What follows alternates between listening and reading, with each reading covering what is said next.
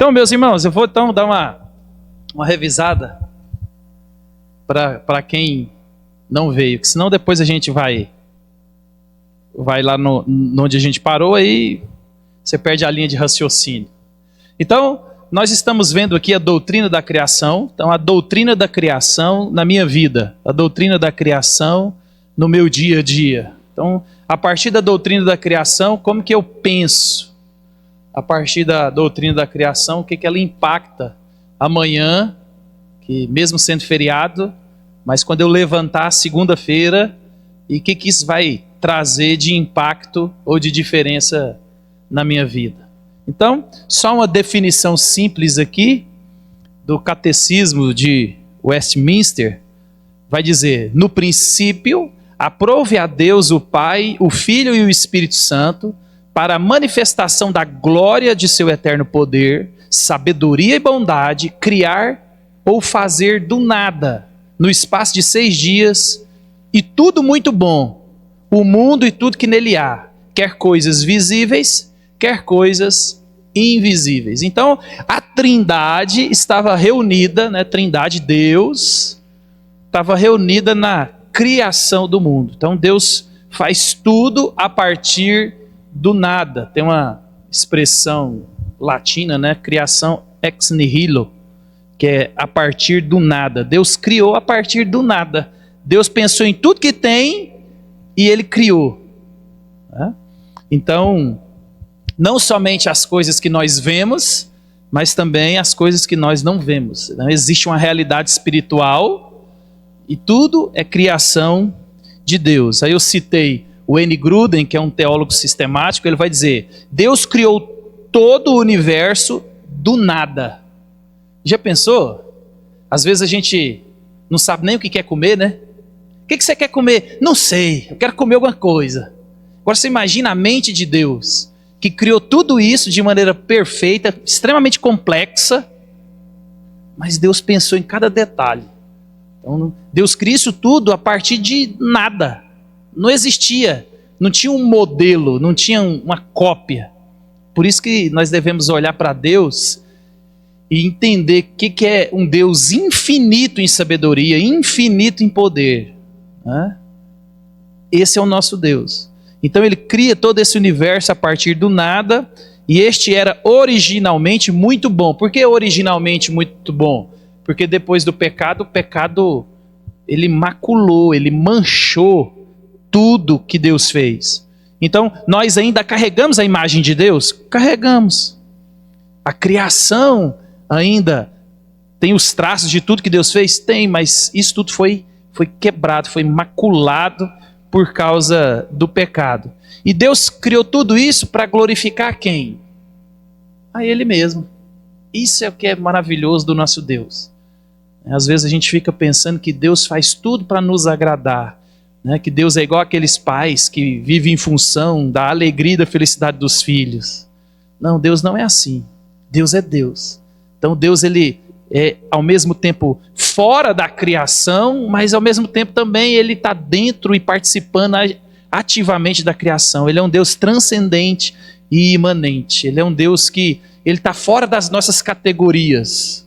É por isso que pensar sobre Deus requer muito cuidado da minha parte e da sua, para que eu e você não incorramos num erro que é muito comum, de comparar Deus aos homens. E às vezes a gente acha que Deus é uma coisa grande, né? Eu estava vendo uma aula semana passada sobre isso, né? A soberania de Deus, e às vezes nós tendemos a colocar Deus dentro da nossa esfera universal, né? Então, na aula o professor deu um exemplo mais ou menos assim: imagina um mar, né? Então imagina que tudo que existe de criação é o mar. E aí às vezes a gente acha que dentro desse mar, Deus é aquele peixe ou aquela baleia grandona. Não, esse é o mais poderoso. Então observa, a gente coloca Deus dentro do nosso universo, a gente coloca Deus dentro das nossas categorias. E aí a gente pensa em Deus dentro do nosso sistema. Então Deus é grande? É. Mas Ele só é grande dentro desse sistema. E Deus, ele está fora dessa comparação. Deus, ele é autoexistente. Quando eu e você chegamos aqui, Deus já existia, né? Então, se eu e você pensarmos em Deus somente da maneira que eu e você acha, eu e você vamos conceber um Deus na nossa mente que não é o Deus das Escrituras, né? E está cheio de gente assim, né? Cheio de gente que pintou um Deus que não está revelado na Bíblia, né? E aí acontece uma coisa muito comum na igreja hoje. As pessoas olham para o Deus do Antigo Testamento e falam: nossa, ele era muito mau, severo. Bom é o Deus do Novo Testamento, que ele é um Deus amoroso, gracioso. Então observa, na nossa cabeça a gente olha assim, né? E a gente esquece que é o mesmo Deus. A gente esquece que Deus é justiça, Deus é amor, Deus é misericórdia, Deus é santidade. Mas a gente gosta de colocar Deus dentro de uma caixa que nós inventamos. E esse não é o Deus da Bíblia. Esse não é o Deus das Escrituras. É por isso que, se você quiser passar por essa vida de maneira mais tranquila, estude sobre Deus, quem Deus é, a soberania de Deus, o poder de Deus. Leia sobre essas coisas que você vai entender quem Deus é, o que Ele fez e quem nós somos.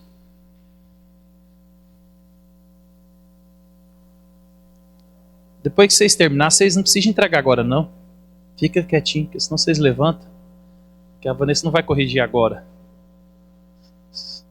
O almoço não está valendo a nota, então fica tranquilo. A não ser que só vai almoçar quem tirar a nota boa, né, Vanessa? Então, meus irmãos, Deus, ele cria todas as coisas para a glória dele mesmo. Ele é Deus, ele pode. Ele pode reivindicar a adoração, ele pode reivindicar todas as coisas, porque ele está fora desse escopo que eu e você pensamos ou imaginamos, né?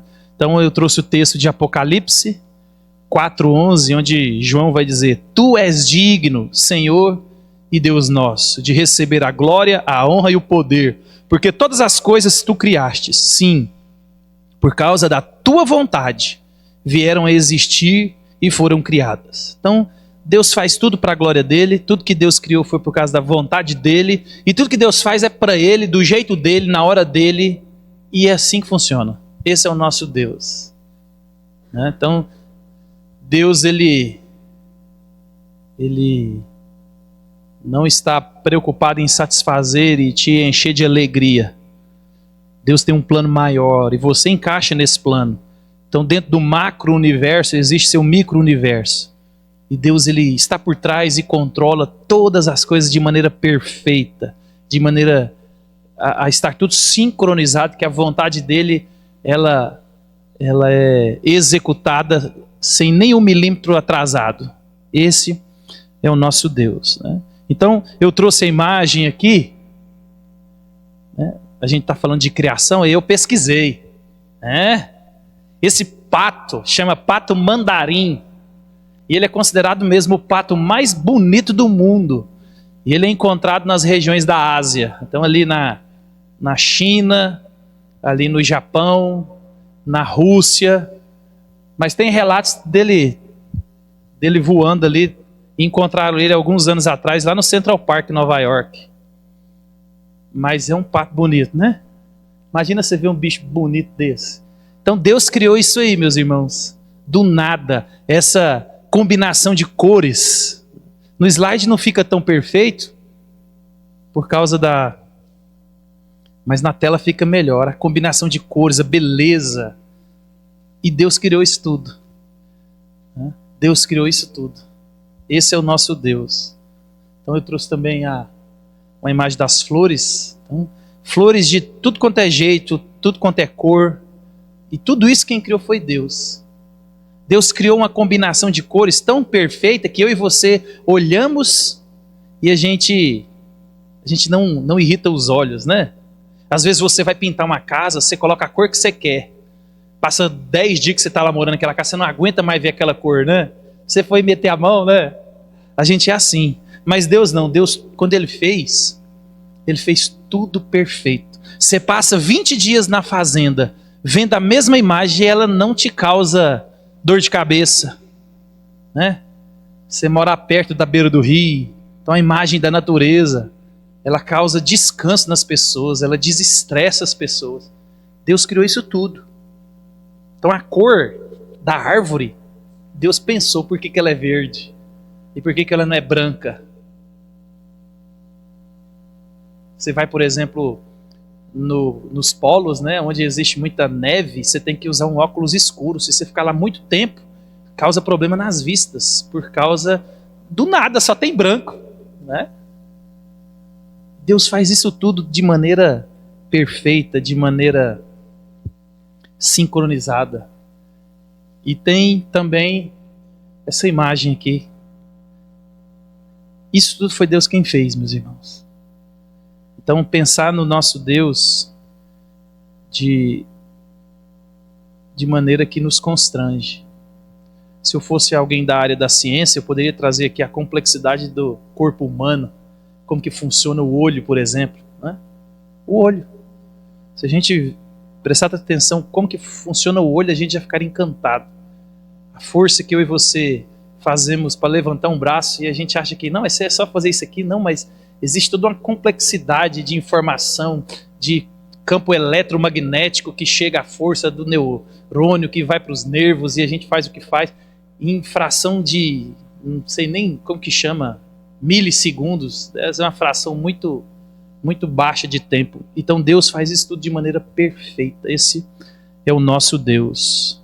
Então, C.S. Lewis comentando sobre isso, ele vai dizer: esse ato que é o da criação, como para Deus, deve sempre permanecer totalmente inconcebível para o homem, pois nós, mesmo os nossos poetas, os nossos músicos, os inventores, nunca, em última análise, criamos. Nós apenas construímos. Sempre partimos de matérias para construir. Tudo que a gente faz já existe. Os músicos, por exemplo, as notas já estão aí, eles só fazem combinação de nota. Deus, ele já colocou a harmonia, as notas no universo, na criação. Então, nós só pegamos aquilo que Deus fez e a gente cria a partir disso tudo.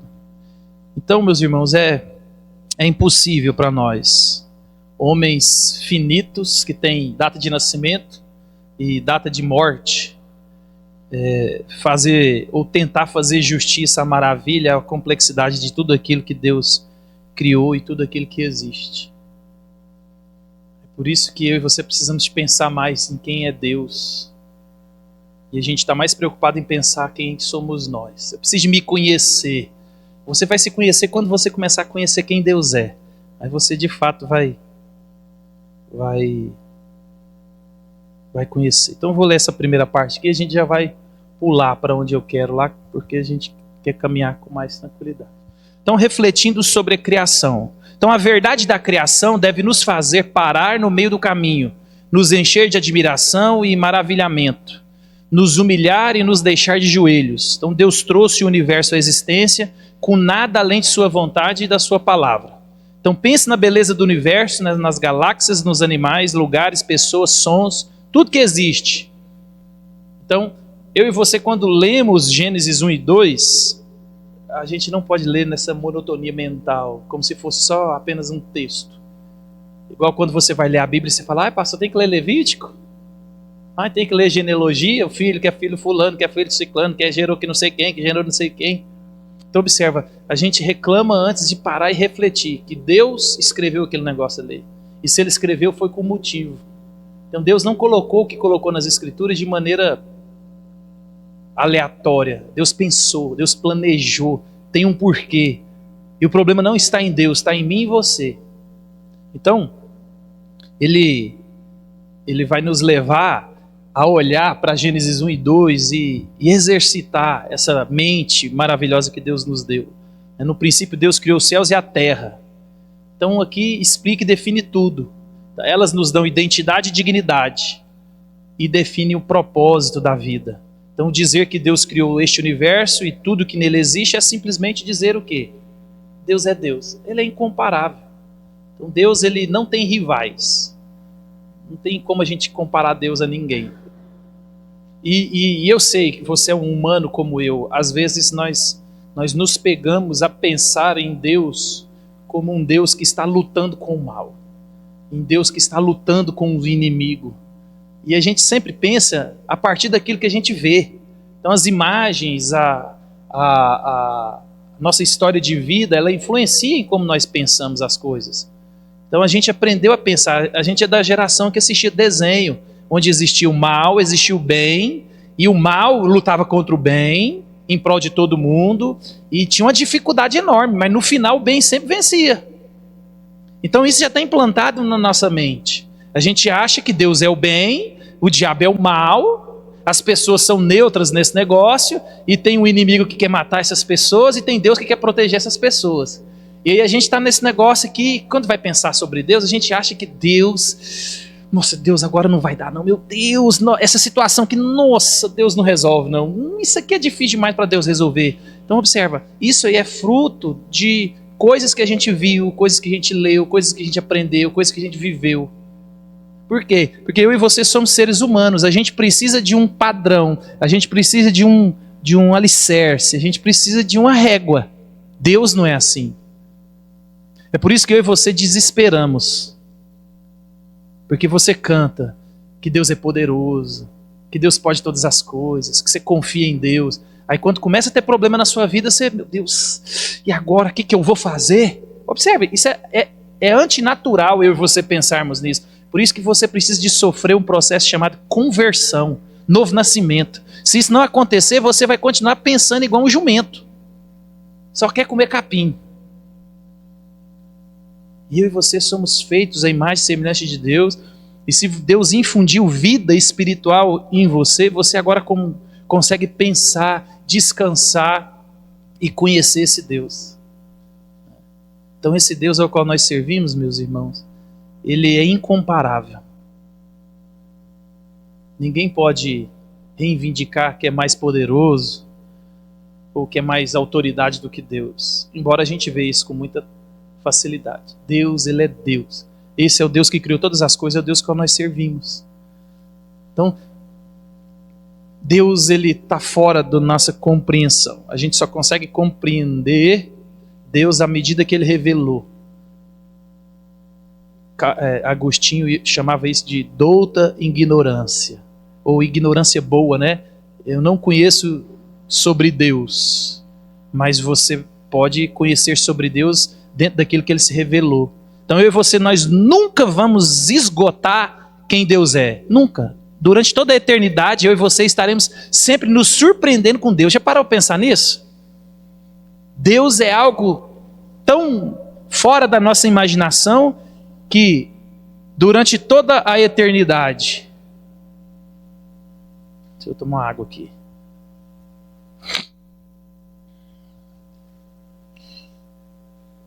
Por isso que eu sou a favor de porte de arma.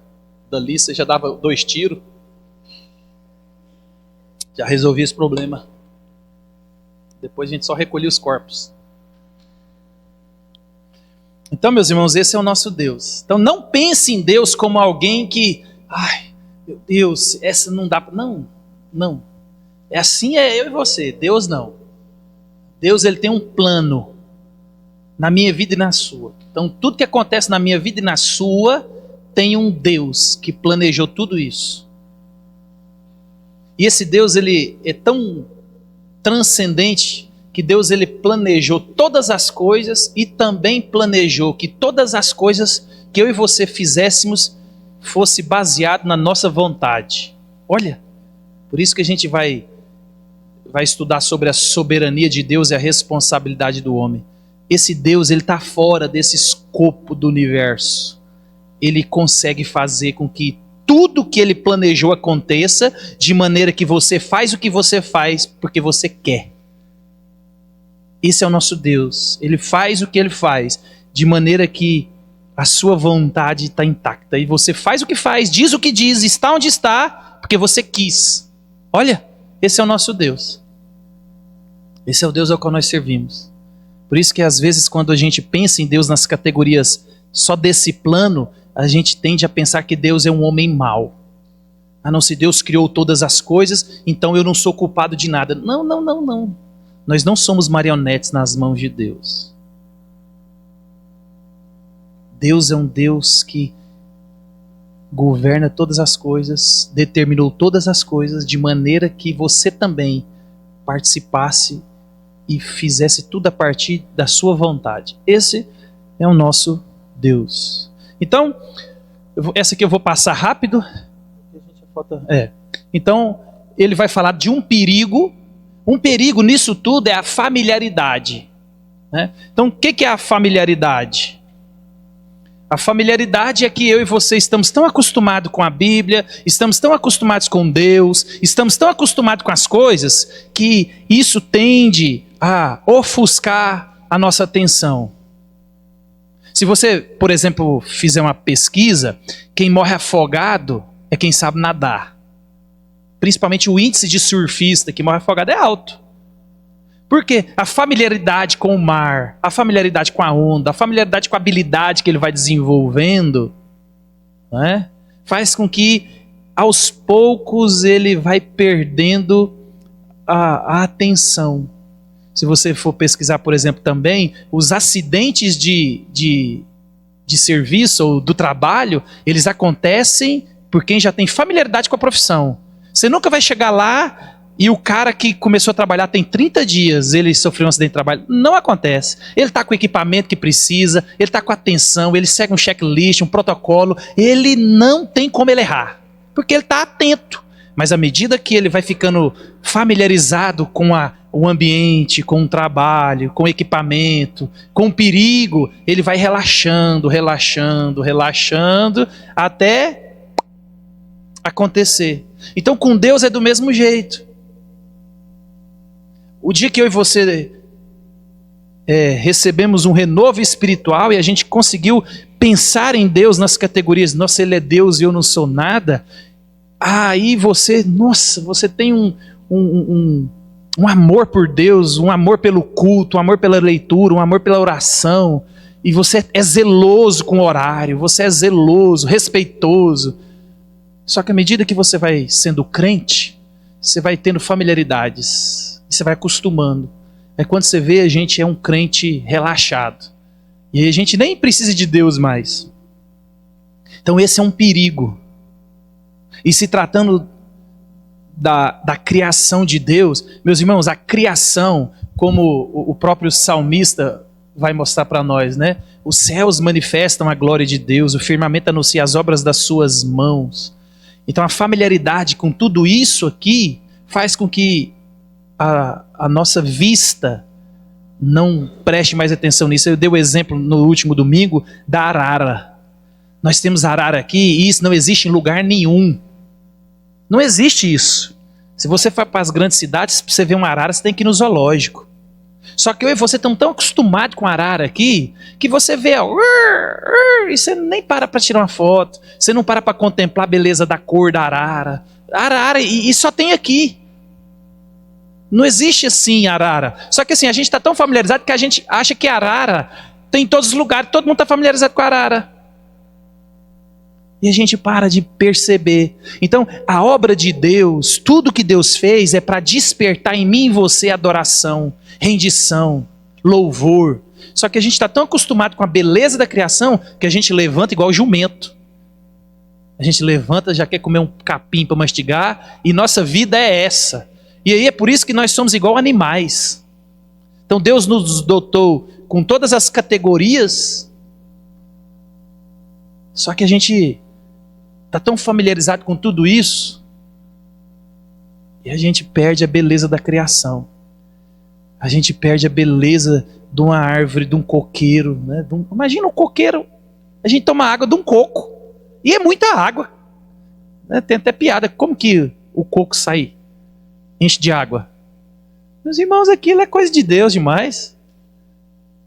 Então tem coisa na natureza que eu e você estamos tão familiarizados que rouba a nossa atenção, e a gente não consegue contemplar o que Deus fez, o que Deus faz, para chamar a nossa atenção. Então, eu e você precisamos de estar sempre orando. Senhor, Abre os meus olhos para que eu não perca a majestade daquilo que o Senhor criou para chamar minha atenção. Para que você não se perca. Nós estamos vendo as Olimpíadas, né? Olha a capacidade que o ser humano tem de fazer o que faz. As ginásticas, as mulheres da pirueta. Gente, que não tem uma corda aquilo ali não, elas pulam. Eu estava vendo as provas de natação, aí eles fazem aquelas comparações das Olimpíadas passadas. As mesmas provas que o cara demorava 1 minuto e 30, hoje o cara faz a mesma prova com 45 segundos. Você tem noção? O cara corre 100 metros em menos de 10 segundos, ele nada 100 metros em menos de 50 segundos. Então Deus ele fez o nosso corpo com a complexidade de maneira que você extrapola, né, a nossa lógica de capacidade do que o corpo humano faz, e a gente faz. E isso é Deus. Então tudo aquilo é para apontar para nós que existe um Criador, que existe uma mente sábia, poderosa, que Ele criou todas essas coisas. Então eu e você precisamos estar sempre orando para que nós não sejamos familiarizados a ponto de negligenciar a criação, as coisas visíveis e invisíveis. Porque aí a gente não glorifica a Deus, né? A gente não se rende ao Senhor. Aí ele diz, se formos capazes de olhar à nossa volta para essa exibição de glória que está à nossa disposição todos os dias, e ainda assim não vermos a Deus, somos seres humanos profundamente desprovidos e desesperadamente necessitados do resgate da graça de Deus que abre os nossos olhos e anima o nosso coração. É por isso que a natureza é um lugar de descanso. As pessoas gostam de ir para onde nas férias? Para praia, para resort, para fazenda, para meio do mato. Por quê? Porque a natureza, ela faz com que eu e você prestemos atenção no que Deus criou. Então, há um perigo, meus irmãos. Romanos 1 vai dizer que tais homens são indesculpáveis, porque olhou para a criação e não glorificou o Criador. Então a gente tem que tomar esse cuidado. É muito fácil eu e você incorremos nesse erro de ver o que a gente vê todos os dias e não glorificar Deus. Então ele vai dizer aqui, a gente parou, deixa eu ver. Isso, a gente parou nesse slide aqui, né? Gênesis 1 coloca Deus no centro da criação desse enorme cosmos. E Gênesis 2 apresenta Deus como o criador de Adão e Eva, seres únicos entre toda a criação, pois são portadores da imagem de Deus. Então Gênesis 1 e 2, meus irmãos, apresentam a centralidade, o poder e a autoridade de Deus sobre a criação e apontam a natureza e o propósito dos seres humanos feitos à sua imagem e semelhança. Então Deus ele concebeu Gênesis 1 e 2 de modo a colocar o foco do leitor não no processo da criação, mas no próprio Deus. Por isso que às vezes as pessoas vão falar, mas a ciência... Não, a Bíblia não é um livro científico. O foco de Gênesis 1 e 2 está em Deus e não em mim e você. Então Gênesis 1 vai dizer que Deus criou todas as coisas, Gênesis 2 vai mostrar como ele criou Adão e Eva, e vai mostrar os propósitos de tudo que Deus criou. Então eu e você precisamos de entender que Deus está querendo chamar a atenção para Ele, chamar a atenção nossa para o Criador. Então aqui Deus acende em nós a chama do divino em tudo o que pensamos sobre a vida, o mundo e nós mesmos. Então Deus define a realidade desta maneira. Ele se coloca no centro de tudo e nos coloca em uma conexão única com Ele. Então, meus irmãos, tudo que nós entendemos sobre a vida deve começar por esse ponto, em Deus. Deus é o centro de todas as coisas. Tudo que existe é a partir de Deus. Então, a minha vida e a sua não é algo que que não deve ser pensada a partir das categorias de Deus. O problema é que a gente tira Deus da coisa. E aí a centralidade da nossa vida somos nós mesmos e não Deus. E aí de vez em quando a gente coloca Deus, porque a gente está precisando de dinheiro, a gente está precisando de saúde, a gente está precisando de resolver um problema. Aí a gente fala, Senhor, agora está resolvido, Senhor. O centro de tudo, meus irmãos, é Deus. Então, Deus é o centro de tudo. Então, o que nós devemos extrair da doutrina da criação, então? Para que serve a doutrina da criação para me pensar nas categorias ordinárias da vida? Né? Qual que é o significado mais profundo de tudo isso que Deus fez, dessa criação que tira o nosso fôlego? Eu gosto de ver, por exemplo, na Netflix, tem alguns documentários sobre o reino animal, sobre plantas, né? Vai até lançar um novo agora. É maravilhoso você poder ver tudo que Deus criou. Então, o que isso impacta para nós? O propósito. Então, Deus, meus irmãos, o artista supremo, projetou tudo que criou com um propósito em mente. Cada coisa cuidadosamente projetada de acordo com o propósito para o qual Deus planejou. Então ele sabia o que queria que fôssemos, como queria que vivêssemos e o que queria que fizéssemos, como que queria que relacionássemos uns com os outros e com ele. E sabia como queria que interagíssemos com o restante da criação. Então o propósito final de Deus para a nossa vida não é o quê?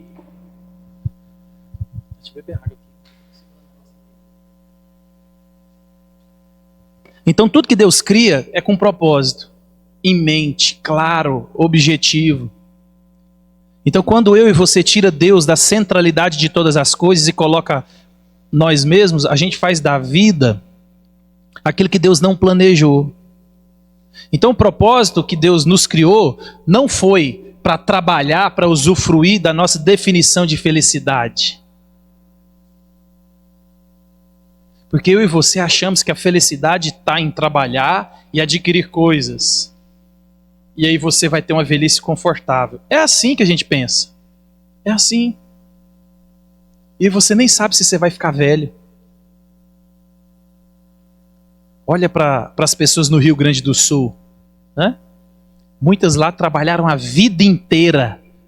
Muitos foram previdentes. Muitos se organizaram. E muitos perderam tudo. E agora o governo não quer patrocinar nada, tá? Um problema lá. Quem que vai pagar a conta? Ninguém. Então, meus irmãos, se você achar que a sua vida se resume a trabalhar para você adquirir segurança, adquirir conforto. Então lembra, se a motivação da sua vida é isso, se a sua felicidade se gira em torno disso, esse não é o propósito que Deus nos criou. O propósito da criação de Deus não é garantir que todos nos amem. Ah, porque ninguém me ama, ninguém me quer. E aí você vive uma vida para chamar atenção para você. Não, esse não é o propósito de Deus. Não é a realização material, nem o sucesso, nem riqueza. Não é adquirir poder e controle. Não é ter um casamento feliz, nem filhos responsáveis e bem-sucedidos. Lembra, o mundo foi quebrado, maculado pelo pecado. Nem todos nós teremos famílias perfeitas. Na verdade, as nossas famílias são quebradas. Né? Nós temos filhos quebrados, nossos casamentos são quebrados. E tudo isso foi afetado pelo pecado. E às vezes o propósito da minha vida e da sua é redimir essa coisa. E a felicidade vai ser quando eu conseguir mudar meu marido. A felicidade vai ser quando eu conseguir mudar minha esposa. A felicidade vai ser quando eu... Luiz, Davi, presta atenção aqui. A felicidade vai ser quando eu colocar os meus filhos para não dependerem mais de mim e tiverem um bom salário, uma boa vida, boa família. Então observa, é muito fácil eu e você pegarmos essas nossas responsabilidades que temos, que é propósito de Deus também na criação, quando Ele nos deu os filhos, mas nós fazemos disso um propósito da vida. Então tem gente que não, a finalidade da minha vida é educar os meus filhos e fazer com que eles sejam alguém na vida. E aí, meu amigo, acabou, você faz isso tudo. Aí por que muitos casais se separam depois que os filhos saem de casa? Porque o propósito estava errado. O propósito era fazer com que os filhos fossem bem-sucedidos. E o casamento? O casamento não importa. Agora nós temos algo maior para preocupar. E aí você conhece histórias e histórias de pessoas que focaram numa coisa. Mães que cuidam tão bem dos filhos e tão mal dos maridos. Mãe, eu vou falar isso das mães porque mãe faz isso mesmo. O menino chega em casa com dor, ela pega um geló e faz uma massagem. Aí o marido chega do trabalho, o que foi? Nossa, estou com as costas aqui. Ela, o que ela faz? Você tem que ir no médico. Você também não está nem aí? Não precisa contar comigo para limpar você não. Mas eu acho que isso não acontece na casa de vocês. Então observa, os nossos propósitos estão aonde? A gente pega aquilo que Deus criou através de nós, que são os nossos filhos, e a gente faz disso a finalidade da nossa vida. Por isso que Deus vai dizer lá, Jesus vai dizer, aquele que ama mais o pai, a mãe, a família, filhos, coisas, mais do que a mim, não é digno de mim. E observa, tanto que os nossos amores são desregulados. A gente ama aquela pessoa não a ponto de pregar o evangelho e fazer com que ela conheça a Cristo. Porque isso é amor verdadeiro. Mas a gente ama a ponto de andar pelado para ele andar de roupa de marca. A gente tira da nossa boca para dar para eles. Então, até que ponto isso é pecado? Você tem que avaliar. Você tem que avaliar. Porque observa, é justo eu e você criarmos os nossos filhos para a glória de Deus? Claro que é, Deus nos chama a fazer isso. Mas observa, talvez os nossos filhos são objeto de adoração dentro da nossa casa. Porque os nossos filhos, eles trazem para nós uma falsa alegria e sucesso de família. Não é assim?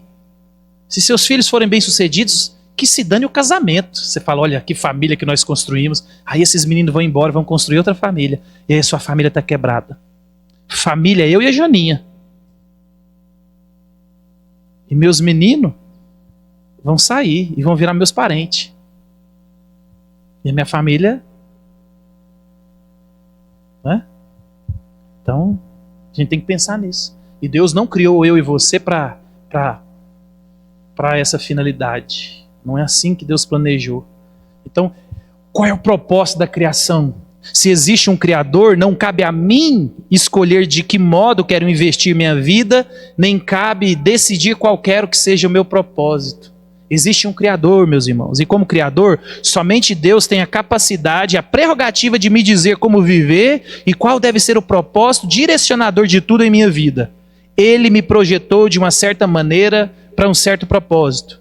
Isso significa que fazer do propósito que Deus tem para mim, o propósito que direciona a minha vida, deve ser a minha motivação mais profunda e o meu compromisso constante. Não importa quem eu seja ou onde eu vivo.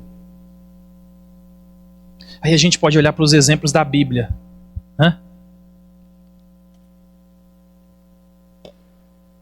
Você pega, por exemplo, Jeremias. Isaías, vamos Isaías. Isaías era um homem culto da família real. O grego de Isaías é um grego fino, o hebraico, né? De Isaías é um hebraico fino, cara extremamente inteligente, extremamente capaz. Deus chama ele e fala assim, ó, você vai pregar muito, você vai ensinar, você vai exortar esse povo. Só que tem um detalhe, ninguém vai converter. Você vai pregar, pregar, pregar e nada vai acontecer. O ministério dele foi sucesso ou não foi? Claro que foi.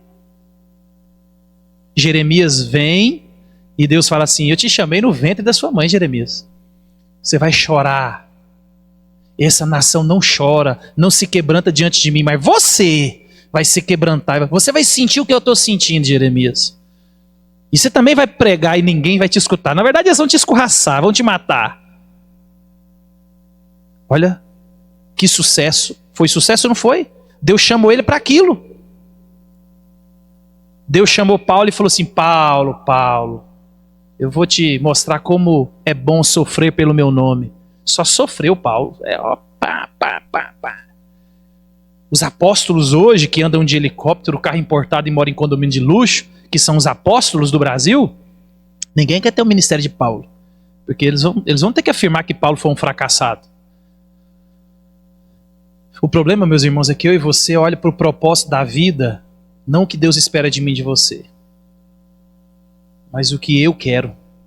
E aí os seus propósitos são tão diferentes de Deus, por isso que você sofre mais do que iria sofrer. Por isso que quando Jesus vai dizer assim: ei, aprendei de mim que sou manso e humilde, tomai o meu jugo e o meu fardo. Porque é um jugo e um fardo. É um peso, mas é o peso de Jesus na sua coluna. É o fardo de Jesus na sua coluna, não o seu. Por isso que você está assim, ó. É porque você está fora do propósito de Deus.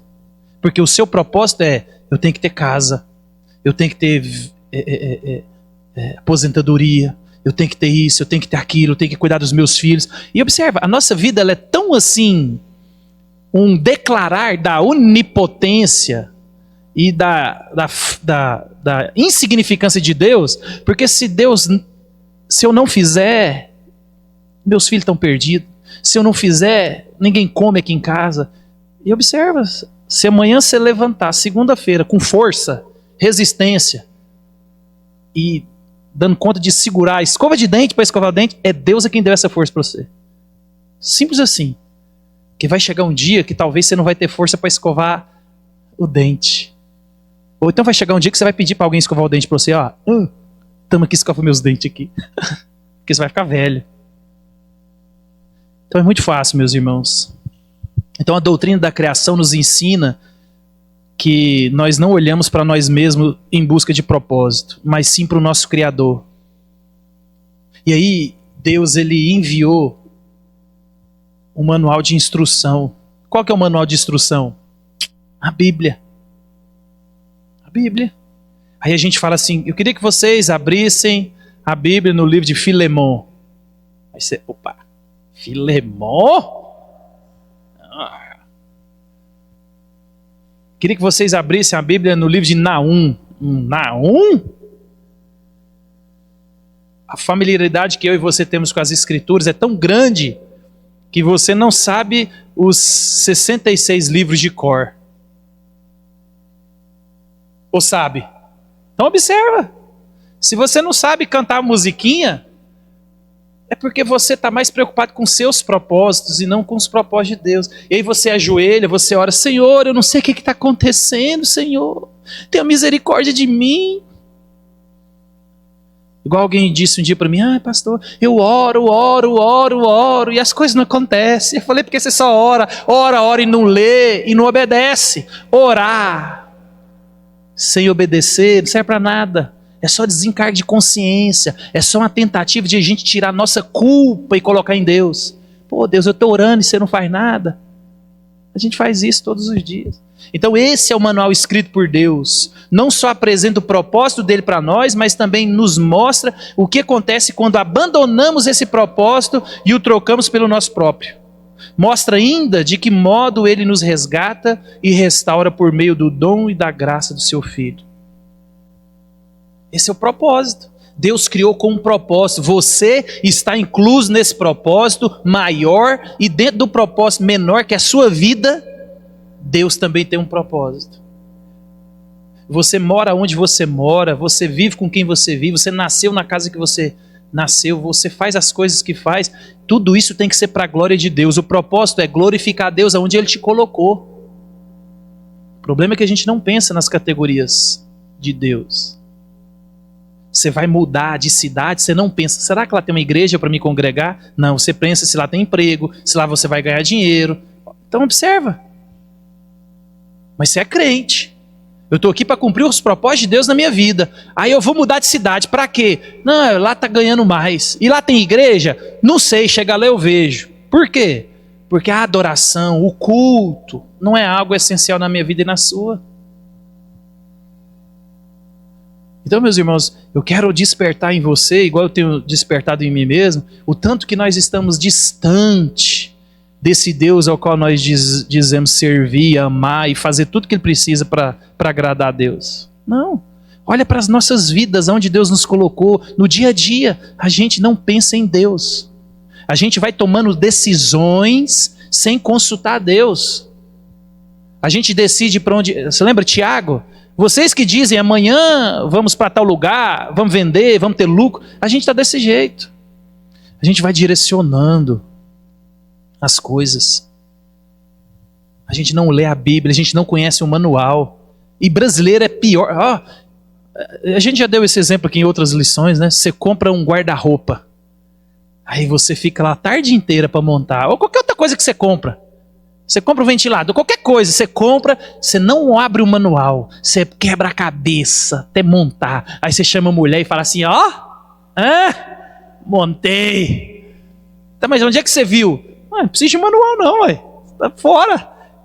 A gente faz isso com a vida. Deus te deu uma vida, te deu um manual, e você fala, você viu isso aí aonde? Eu fico pensando, Deus fala assim, você viveu desse jeito aí aonde? Ué, Senhor, mas o manual que eu te dei era para você ler, para você aprender. Então qual que é o outro significado que eu e você devemos extrair da doutrina da criação? Então, primeira coisa, doutrina da criação tem um propósito. Deus criou todas as coisas com um propósito. Então, você faz parte do macro-universo e do micro-universo. Pensa nisso. Deus tem um propósito na minha vida. Deus tem uma Bíblia para mim entender esse propósito. E qual que é a outra coisa que você devemos? É propriedade. Essa é a lógica da criação. Quem cria é o dono. Romanos 11. Porque dele, por meio dele, para ele são todas as coisas. A ele a glória eterna. Amém. Salmo 24. Ao Senhor pertence a terra e tudo que nela contém, o mundo e os que nele habitam. Deus é o legítimo dono de tudo. Tratar o mundo físico como algo que nos pertence nunca leva a nada que seja bom. Meus irmãos, observe, você acha que é dono dos filhos, do futuro dos filhos, você acha que é dono da mulher, você acha que é dono do marido, você acha que é dono de sua casa, você acha que é dono do dinheiro, você não é dono de nada. Nada. Meu irmão, se você tiver $500 mil se você tiver 1 milhão na conta hoje, 1 milhão, se você tiver um AVC igual meu sogro teve, você eu vou exagerar, 6 meses você tem nem R$1 na conta. Nós estamos falando de uma UTI que custa, só para você deitar na cama, 7, 8 mil reais. Aí cada vez que o médico entra lá é uma consulta, 500 conto. Aí entra um fisioterapeuta, aí entra a dipirona, você paga, a luva que eles usam, você paga, tudo você paga. Então estou falando de uma diária num lugar desse aí de em torno de 15 a 20 mil reais por dia. Aí você, mas agora eu estou tranquilo, eu tenho esse dinheiro aqui. Aí Deus vai e coloca um coágulozinho na sua veia, só para você dar uma... Então observa, meu irmão. Você não é dono de nada, nem a sua própria vida. Deus é dono de tudo, Deus é dono do dinheiro, Deus é dono dos nossos filhos, Deus é dono da minha vida. Então a doutrina da criação é para nos lembrar de propósito. O Criador tem um propósito, é para nos lembrar de propriedade. Quem criou é dono. E quando eu e você acha que a gente é dono dessas coisas, não nos leva a algo que seja muito bom. E eu e você, quando nós compreendemos isso, nos torna cada vez mais humildes. Aí 3 alerta. Devemos interagir e administrar um meio ambiente com humildade. Somos chamados a ser representantes do amor e cuidado que Deus tem por todos aqueles que foram feitos à sua imagem. Como administradores, devemos levar nosso chamado a sério, do amor, da justiça, compaixão, misericórdia, proteção e provisão divina. Vou correr aqui para a gente comenta rápido. Devemos sempre lembrar que nossa vida não nos pertence. Sempre que tomamos nossa vida nas próprias mãos e fazemos com ela, mesmo que só um momento, apenas aquilo que queremos fazer, temos um problema relacionado a esse senso de propriedade.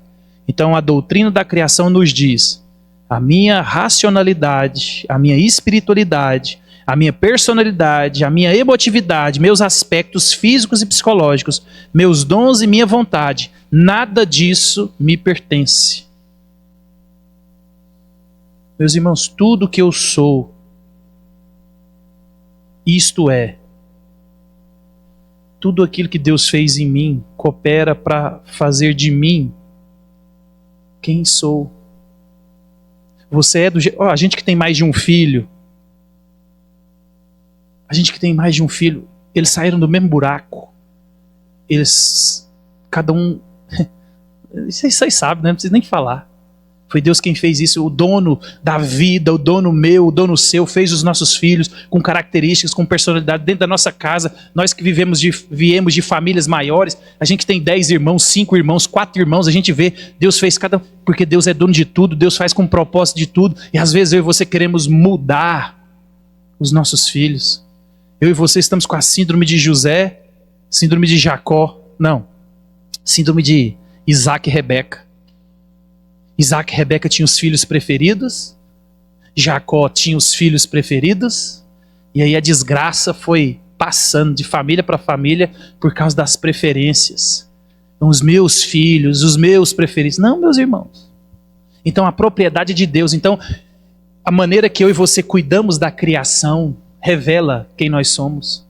A maneira que eu e você cuidamos dos animais. Igual eu não gosto de bicho. Não gosto de planta. Eu não gosto. Mas você não vai me ver chutando um gato. Mesmo que o gato da Cleo vá lá em casa e mija. Mas eu não vou chutar ele. Posso dar um... Por quê? Porque a propriedade de Deus não é minha. Você não vai me... Eu não gosto de planta, mas você não vai ver eu chegar e destruir o jardim dos outros. Então observa. Quando a gente entende que nada nos pertence, tudo pertence a Deus, os nossos filhos, a nossa vida... Isso traz para nós, meus irmãos, mais tranquilidade. Eu só sou mordomo, administrador. Você tem que administrar o corpo que Deus te deu. Falei corpo, isso é bom. Estou na academia agora. O corpo que Deus te deu é esse que Deus te deu. Deus deu gente mais quadrada, tem gente que é mais triangular, tem gente que é alto, tem gente que é magro, tem gente que é assim, foi Deus quem fez. Mas aí você quer ir lá e mudar.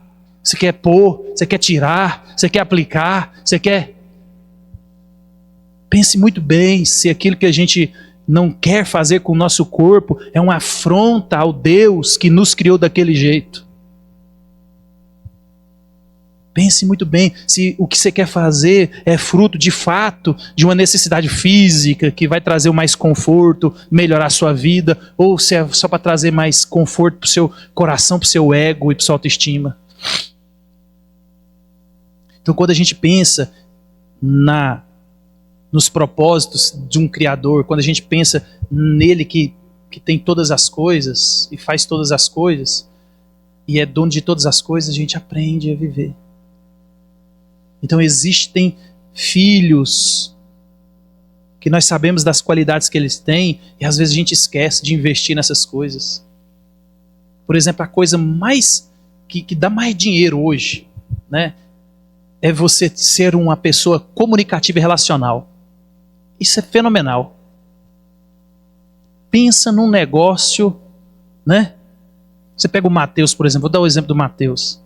Mateus é extremamente relacional. A probabilidade dele de se dar bem na vida, porque ele é relacional. A personalidade que Deus deu, ele conversa com todo mundo. Onde é que ele chega, ele é assim. Eu não sou. Eu sou igual um bicho do mato. Eu chego e fico quietinho. Se você não conversar comigo, eu não converso com ninguém. Aí o que a gente tem que fazer? Ajudar ele a desenvolver isso.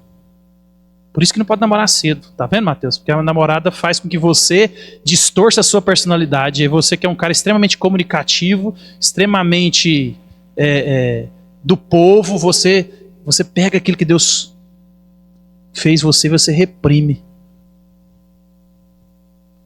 E eu queria ter o dom dele.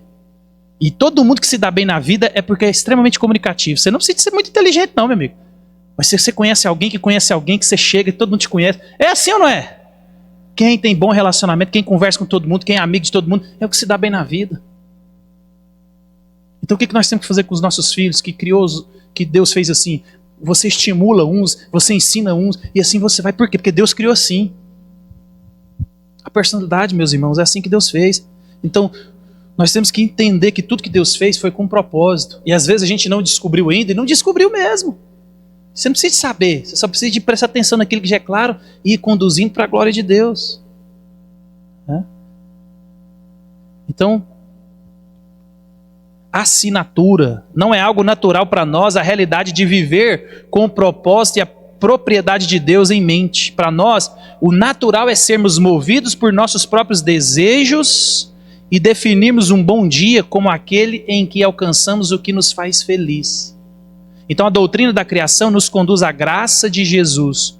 Quando devidamente compreendida, ela nos conduz aonde? À cruz. Na cruz encontro perdão para cada momento que esqueci do Criador e para cada ato egoísta, baseado em meu senso de propriedade. É só quando eu e você, meus irmãos, voltamos para a cruz de Cristo, nós conseguimos fazer algo que não é natural a nós, que é pensar nessas categorias. Na cruz, eu e você somos resgatados de nós mesmos. Na cruz, eu e você somos resgatados e orientados para um propósito muito maior do que o seu. Quando eu e você encontramos Jesus, aí você, na cruz, você deixa o seu fardo, o seu peso e toma o de Jesus, que é suave, que é leve. Você não precisa de viver para a sua própria glória. Existe algo maior. Viva para a glória do outro, de Deus. Mas a gente quer a nossa própria glória. A nossa própria glória. Então, na cruz, nós somos lembrados, né? Pois Deus é quem opera em nós tanto querer como realizar segundo a sua boa vontade. Então a doutrina da criação me leva a Jesus. E somente porque Ele está comigo e em mim, e porque Ele é por mim, que toda vez que eu me submeterei à propriedade de Deus e viverei de acordo com o seu propósito.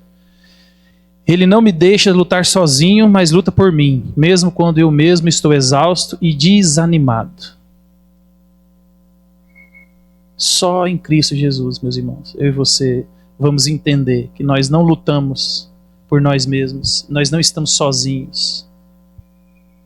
Deus, Ele tem propósito, Deus tem a propriedade, Deus tem finalidade, e Deus nos chama a viver para Ele, e não para nós mesmos.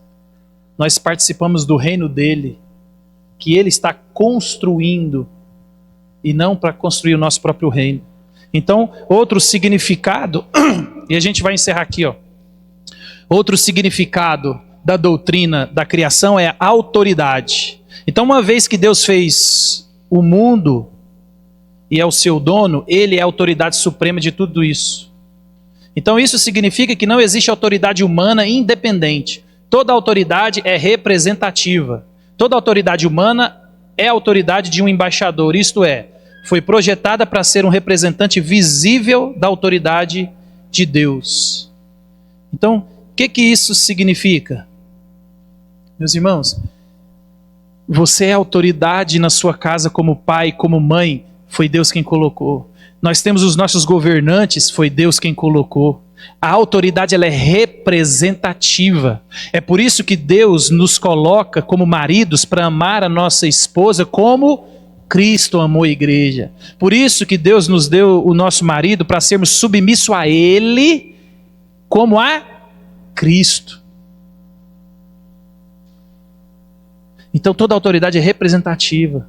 O governador, o prefeito, o vereador, o presidente, o juiz, o delegado, eles estão aqui munidos de autoridade que Deus deu para eles cuidarem do povo, proteger o povo, guiar o povo. Porque o dono de tudo isso conferiu autoridade.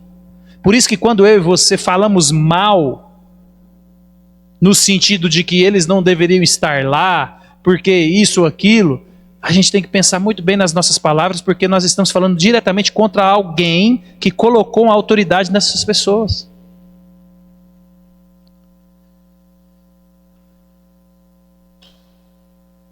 E por último aqui, e a gente já encerra mesmo. Qual que é a outra finalidade da doutrina? Então propósito. Propósito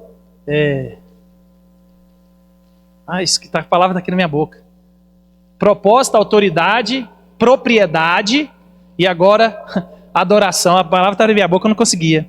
Então essa exibição de glória em Technicolor, como imagem de sons originais, multissensorial, foi concebida para nos surpreender, nos envolver completamente e nos transformar. Foi preservada de modo a despertar em nós a mais significativa, íntima, profunda e formativa de todas as funções do homem, a adoração.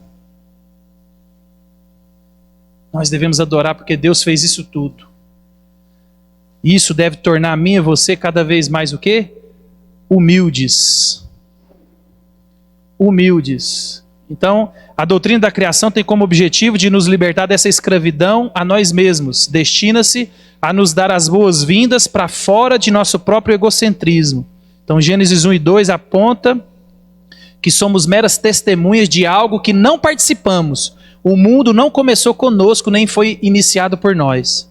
Deus estava lá em impressionante grandeza e glória, antes que o primeiro fôlego humano fosse inspirado. Então é nesse ponto que tem início o humilhante processo da graça. Deus é quem criou todas as coisas. Eu e você não estávamos lá para dar palpite. Ele que infundiu vida em nós. Então, à medida que começamos a nos curvar à centralidade de Deus e a confessar nossa pequenez e dependência, nós começamos a nos libertar das perigosas ilusões da nossa própria majestade. Então, meus irmãos, Deus é Deus. Então, Deus criou todas as coisas com propósito. Deus, Ele tem toda a autoridade, é dono de todas as coisas. Isso é para nos levar à adoração. Isso é para que o nosso coração seja cada vez mais humilde. Isso é para nós nos voltarmos para Deus. E somente na cruz de Cristo, onde eu e você encontramos essas coisas. Só uma mente que foi transformada, lavada e remida por Cristo, pode pensar nessas categorias. O homem natural, ele pensa só na sua glória e na majestade. Ele pensa só em construir o seu reino e não participar do reino que já existe, que é o de Deus. Então que nós possamos entender, viver e pensar agora na doutrina da criação de maneira mais prática para nós. Se a gente já pensar nessas categorias, a gente já deu um passo muito grande. Amém?